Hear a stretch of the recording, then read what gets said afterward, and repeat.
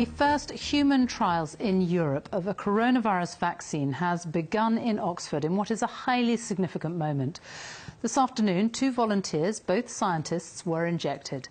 They're the first of more than 800 adults aged between 18 and 55 who've been recruited for the study. Half the group will receive the COVID-19 vaccine and half will get a control vaccine which protects against meningitis. The results won't be known for months.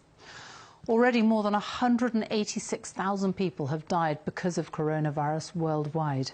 In the last 24 hours, 616 more deaths were recorded in hospitals across the UK. It brings the official UK death toll to 18,738, but that does not include deaths in care homes or in the community in England and Northern Ireland. Here's our medical correspondent, Fergus Walsh. This could change everything. A vaccine against coronavirus. A way out for all of us. Okay, so I need a scratch. The first volunteer to receive it was Elisa Granato, a microbiologist.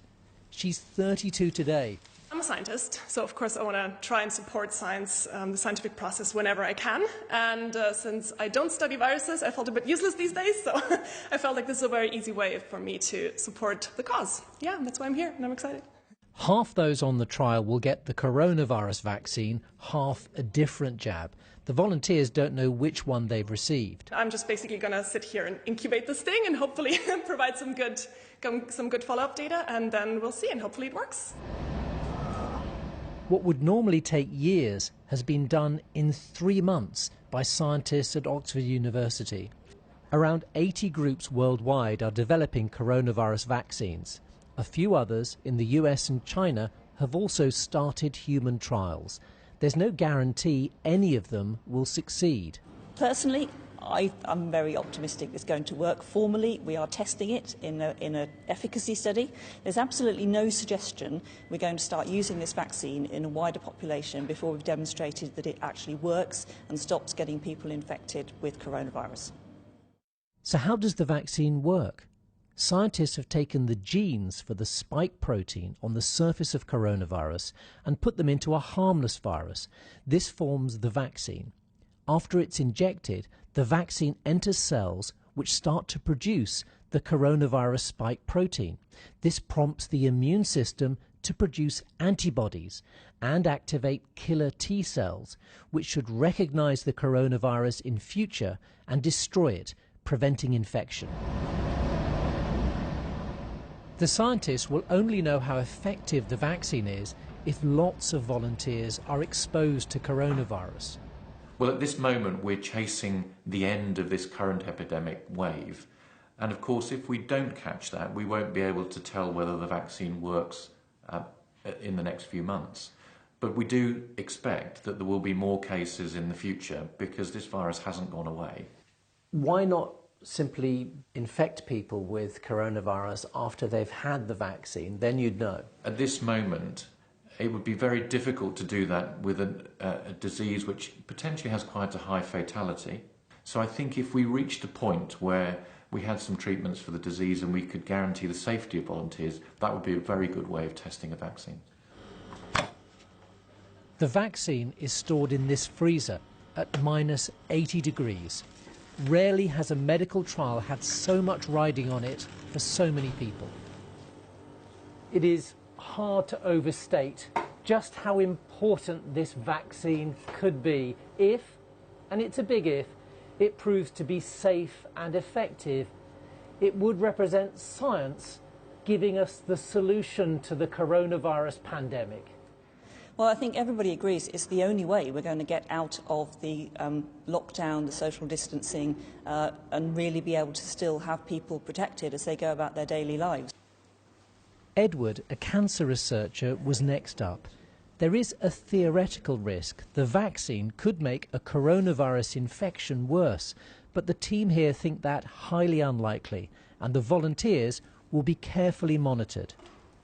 It seems like the right thing to do to ensure that we can combat this disease and get over it a lot faster. Do you have any concerns at all about safety? I think you can never fully exclude any sort of potential risk. But I think you have to, I guess, walk in faith in these things. You have to trust in that the work has been done as best they can, and know that the cause is important. The Oxford team are hoping to have 1 million doses of vaccine ready by September, with a huge scale-up in manufacturing after that. It's not clear, though, who would be prioritised to get the vaccine first. And for now, we have to wait and see if it works. And Fergus is with me now. Extraordinary how quickly they have turned this all around. But your assessment of how successful it could be? Well, we've got to be careful not to overpromise just because we're desperate for this vaccine to work. But the team in Oxford have a really strong record going back 30 years, and they have developed a successful prototype vaccine against another type of coronavirus, MERS, which has done well in clinical trials. They've also developed vaccines against plague, malaria.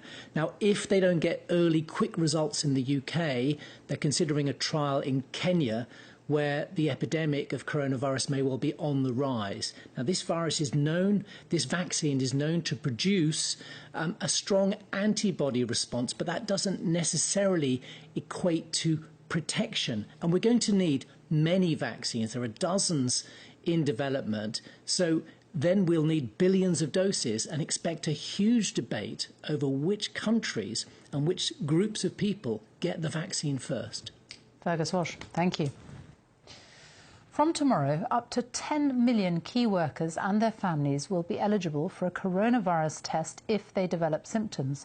The Health Secretary, Matt Hancock, announced that they would be able to book a test online. More testing centres are being opened, and the Army will be helping with mobile testing facilities across the country. Here's our health editor, Hugh Pym. Home testing for coronavirus. Kits are sent out, people take their own swabs and send them back to be tested. It's part of a new plan for England, along with the expansion of drive-through centres available for essential workers, and then mobile testing facilities going to workplaces. We are also currently working with the Army on a new pop-up mobile testing option, which was developed for us by the Army and is really working very well.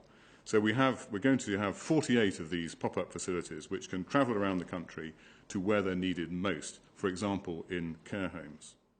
Key workers and their families with symptoms will also be able to book tests online, but a government target for testing still looks challenging.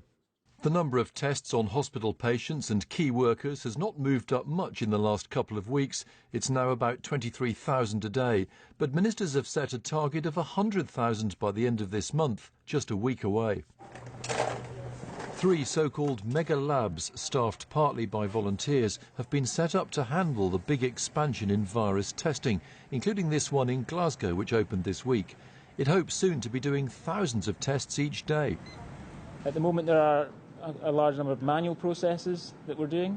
We're going to bring in automation and further scale up our capacity to meet what will be inevitably significant demand. But a survey of one group of doctors found that nearly 40% of respondents said they were struggling to get access to testing. We want to be able to go to work, and if we have symptoms and we cannot access a test, then we're required to stay at home. We're also, we're nervous of infecting others, particularly family and loved ones.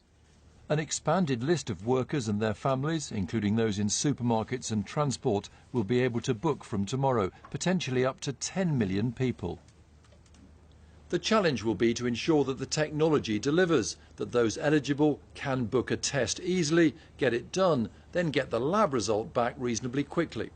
And that leaves the question, will the government hit its target of 100,000 tests daily in a week's time? Hugh Pym, BBC News.